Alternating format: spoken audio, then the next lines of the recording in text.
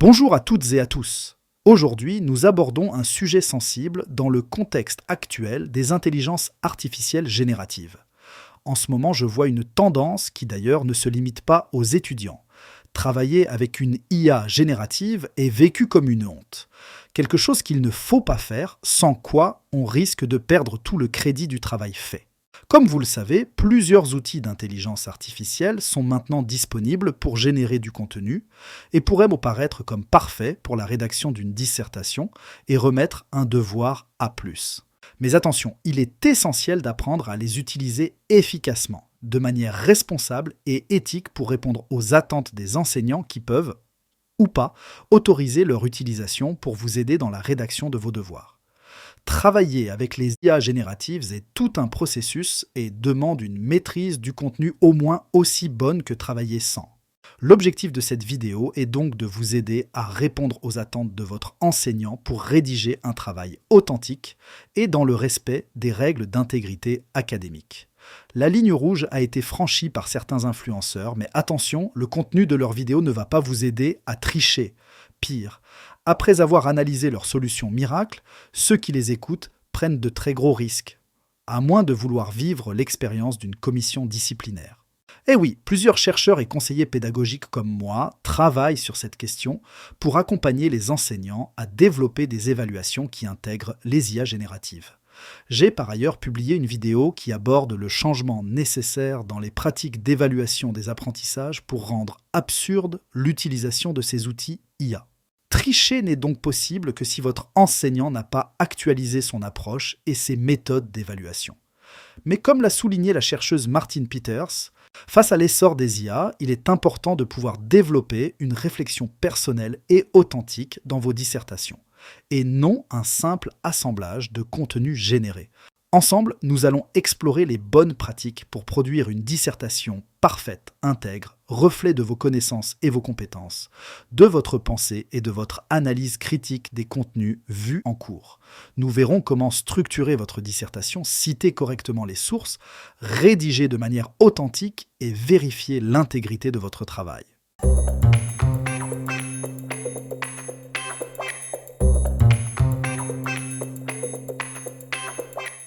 Le cœur d'une dissertation réside dans votre capacité à développer une réflexion personnelle et un argumentaire solide. Il est essentiel de ne pas compiler des contenus générés par l'IA.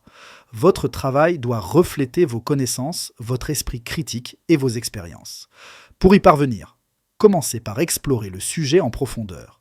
Faites des recherches avec un outil comme Perplexity, lisez des ouvrages de référence et analysez-les avec des outils comme Explain Paper. Plusieurs plateformes comme Po ou BlueGPT peuvent maintenant comparer les réponses de plusieurs modèles de langage pour vous permettre d'analyser et comparer différents points de vue pour forger votre propre opinion. L'IA peut vous aider dans ce processus en vous fournissant des informations supplémentaires ou en stimulant votre réflexion par des suggestions pertinentes. Mais n'oubliez pas que c'est vous qui devez rester aux commandes et donner forme à votre argumentaire. Pour vous aider dans cet exercice, le modèle de langage Claude IQ peut vous aider à approfondir votre compréhension du sujet en vous donnant des pistes à développer. Vous pouvez aussi le faire travailler en lui posant des questions et stimuler votre réflexion. Il pourra ainsi vous proposer des suggestions pertinentes. ChatGPT est à l'heure actuelle le moins pertinent pour cet exercice. Et d'autres comme Mistral ou Llama 3 qui vient tout juste de sortir vont très rapidement vous demander plus d'efforts à contrôler le spectre du contenu généré que de l'écrire, sans aucune assistance. Pour cette étape du processus d'écriture, vous pourriez également travailler avec Consensus, que plusieurs chercheurs utilisent déjà pour comparer les réponses de différents modèles de langage sur un même sujet. Cet outil peut donc vous aider à développer votre esprit critique avec ses analyses et la comparaison de différents points de vue afin de forger votre propre opinion. Cette étape est cruciale pour la suite des choses, ne la sous-estimez pas. Elicit est similaire à Consensus. Il permet d'interroger plusieurs LLM, nos fameux modèles de langage, et de synthétiser leurs réponses pour commencer à poser les bases de votre réflexion. Il est donc très utile car il vous permet d'avoir une vue d'ensemble des différentes perspectives sur le sujet de dissertation, en vous fournissant des références bibliographiques et leur pertinence avec le sujet de la dissertation. Explain Paper est un outil IA que vous pourriez utiliser dès vos premières lectures sans même attendre d'avoir un devoir à produire. Il vous aide en effet à analyser des documents textes. Vous pouvez sélectionner un contenu et le questionner dessus pour en savoir plus, ou même lui demander de vous expliquer la chose autrement si l'approche de votre enseignant ne vous parle pas. Comme l'explique Martin Peters, la valeur de votre dissertation réside dans sa singularité et son originalité, reflet de votre pensée. Utilisez donc l'IA pour enrichir votre travail, approfondir votre compréhension du contenu, mais pas pour ne fournir aucun effort d'apprentissage, sans quoi vous tomberez dans ce que j'appelle l'effet mollusque. Si votre enseignant vous pose des questions ou organise un exercice de rhétorique entre plusieurs groupes d'étudiants, vous seriez alors bien ridicule. Votre dissertation doit donc être le reflet évident de votre compréhension profonde du sujet et de votre capacité à construire un raisonnement structuré et convaincant. Certains ont peut-être entendu parler de Perplexity. Ce générateur de contenu travaille avec plusieurs modèles de langage. Il est préférable de le garder comme un outil de recherche. L'utiliser pour générer du contenu va poser plusieurs enjeux et va démultiplier les risques de hors-sujet avec un contenu ou un niveau de compréhension inapproprié. Et oui, une bonne dissertation doit respecter un spectre de connaissances, une profondeur dans la compréhension adaptée aux objectifs du cours et de ses niveaux d'apprentissage. C'est en contrôlant le hors-sujet que vous pourrez répondre aux questions de vos enseignants et défendre vos arguments avec assurance. Utilisez les IA génératives pour analyser votre travail avec des outils comme Grammarly ou Antidote que vous connaissez déjà probablement et qui vont vous aider à corriger les fautes d'orthographe et de grammaire, mais aussi à fluidifier votre style pour lui donner plus de clarté, ce qui va faciliter le travail de correction de votre enseignant et par écho, faciliter l'obtention d'une meilleure note.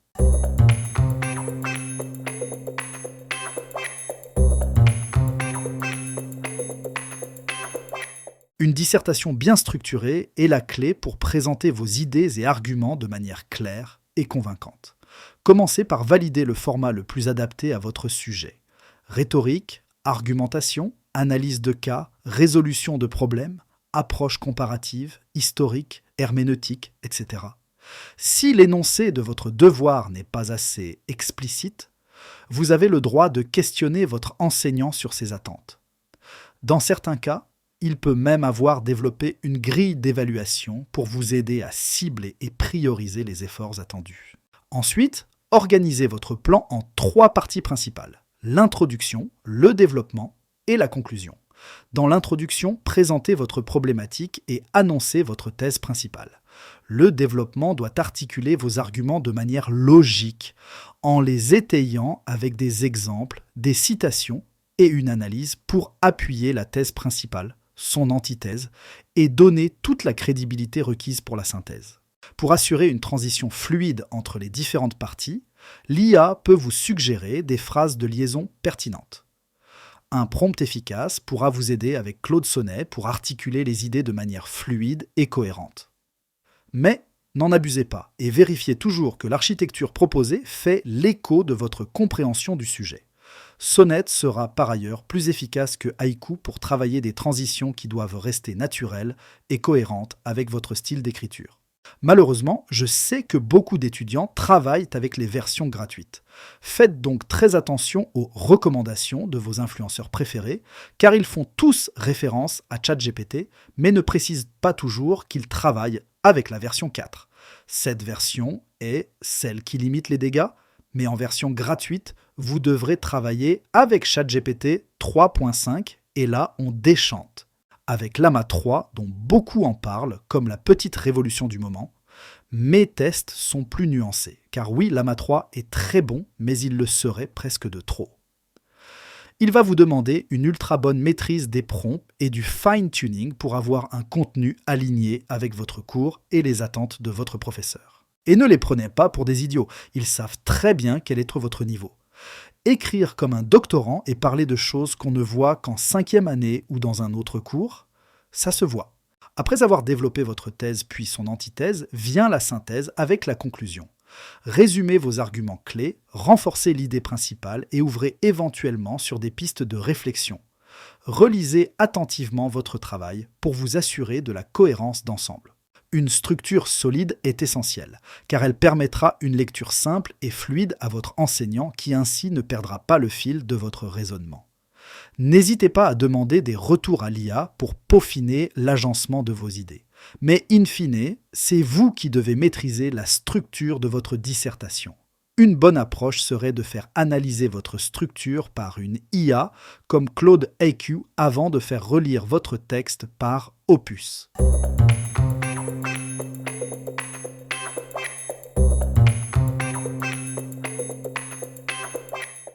Citer ces sources est un incontournable dans la rédaction d'une dissertation de qualité. Cela permet d'appuyer vos arguments avec des références crédibles et d'éviter tout soupçon de plagiat. Heureusement, l'IA peut vous aider dans cette tâche essentielle avec des outils comme Consensus ou Elicit qui sont capables d'analyser des références pour vous proposer celles qui sont en lien avec votre sujet.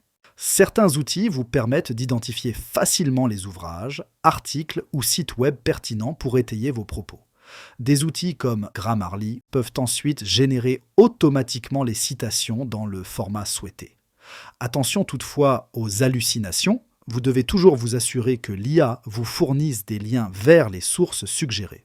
Cependant, comme le souligne Martin Peters, les citations doivent être utilisées avec discernement pour appuyer son raisonnement et non pour pallier un manque de réflexion personnelle. Évitez donc d'enchaîner les citations de manière excessive et surtout inappropriée.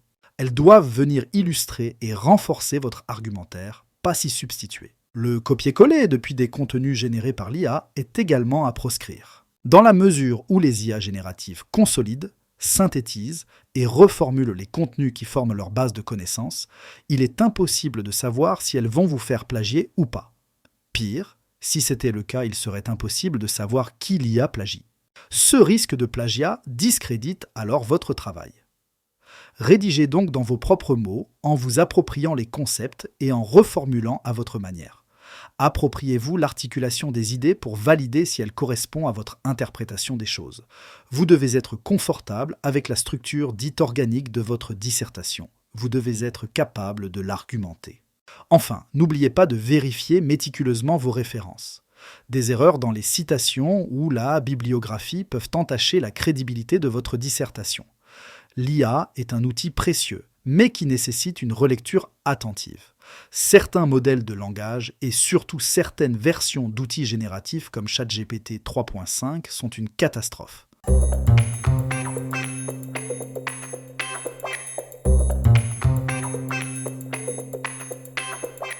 Au-delà du contenu et de la structure, le style d'écriture joue un rôle crucial dans la qualité d'une dissertation. Votre objectif doit être de développer une voix authentique et personnelle, tout en adoptant un registre de langue soutenu, approprié à l'exercice et surtout au vôtre. Sinon, comment voulez-vous argumenter sur le contenu de votre dissertation si vous ne maîtrisez pas le vocabulaire utilisé, les allitérations, assonances, anaphores et métaphores, ou encore les pléonasmes et autres litotes et hyperboles. Bref, imaginez votre réaction si votre enseignant vous questionnait pour définir ces mots, il faut savoir y répondre. Certains outils d'IA et des techniques comme le RAG peuvent vous aider à identifier votre style d'écriture naturel en analysant d'autres textes que vous avez rédigés. Ils peuvent ensuite générer du contenu dans un style similaire pour votre dissertation. Cependant, il est important de garder à l'esprit que l'IA génère une ébauche, mais jamais un travail final, avec une qualité acceptable au-delà du fait que faire un vulgaire copier-coller ne sera jamais éthique et encore moins intègre. N'ayez pas peur d'utiliser des outils comme Wortipo pour développer un vocabulaire riche et varié. Mais évitez les tournures trop alambiquées qui nuiraient à la clarté de vos propos. Elles doivent être alignées avec votre niveau et celui du cours. Un bon équilibre entre précision et fluidité est la clé. L'IA peut vous suggérer des synonymes ou expressions idiomatiques pertinents que vous vous approprierez. Surtout, évitez d'adopter un style d'écriture trop différent de votre voix naturelle. Vos enseignants vous connaissent et décèlent facilement un changement de registre trop marqué. Restez authentique, c'est ce qui fera la singularité de votre dissertation. Le style représente la touche finale qui donnera une cohérence d'ensemble à votre travail. En maîtrisant cet aspect essentiel, votre dissertation gagnera en maturité et en crédibilité.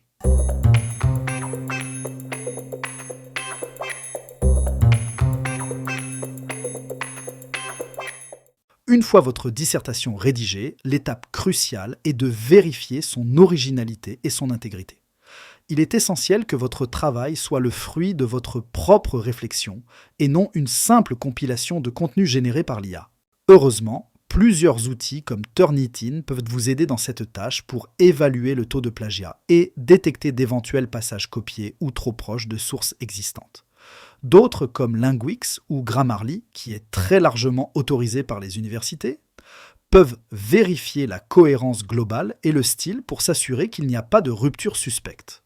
N'hésitez pas à soumettre votre dissertation à ces vérifications automatisées, mais gardez aussi un œil critique. Relisez attentivement pour vous assurer que le fond et la forme correspondent bien à votre style, votre niveau et votre sensibilité. Comme le rappellent plusieurs chercheurs en évaluation des apprentissages, l'intégrité du travail remis est cruciale pour garantir la valeur de la dissertation.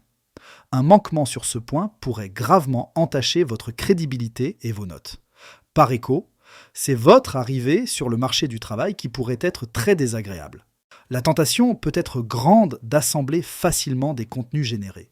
Et même si je ne manque pas de créativité pour former vos enseignants aux stratégies pour lutter contre toutes les formes de tricherie, je suis bien conscient que dans la majorité des cas, elle est le résultat du stress et de l'anxiété. Elle l'est beaucoup plus rarement d'une paresse intellectuelle.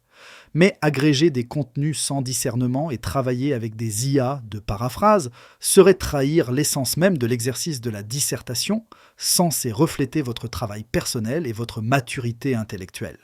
Ici aussi, Claude Sonnet peut vous aider à reformuler votre texte, mais vous auriez aussi la possibilité de travailler avec des outils comme Quillbot, qui peuvent vous aider à gagner en clarté et impact. Car n'oubliez pas que pour obtenir la meilleure note possible, votre dissertation doit être facile à comprendre, fluide et cohérente pour garder captif votre enseignant.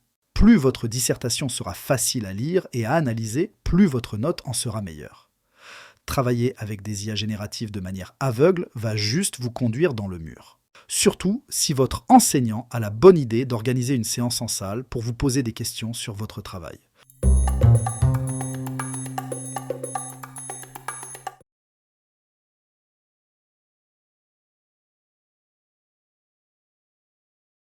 Veillez donc scrupuleusement à l'originalité et à l'authenticité de votre production finale.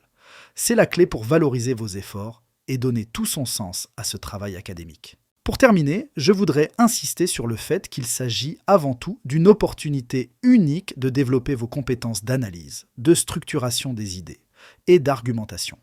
Utilisez ces outils d'intelligence artificielle que si votre enseignant l'autorise.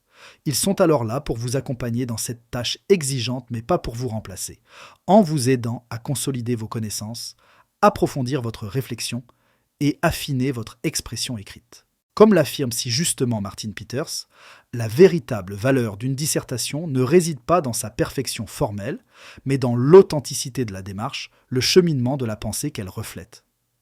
Appropriez-vous pleinement ce processus des premières recherches jusqu'à la rédaction finale. Osez remettre en question les idées reçues et surtout les contenus générés par ces IA.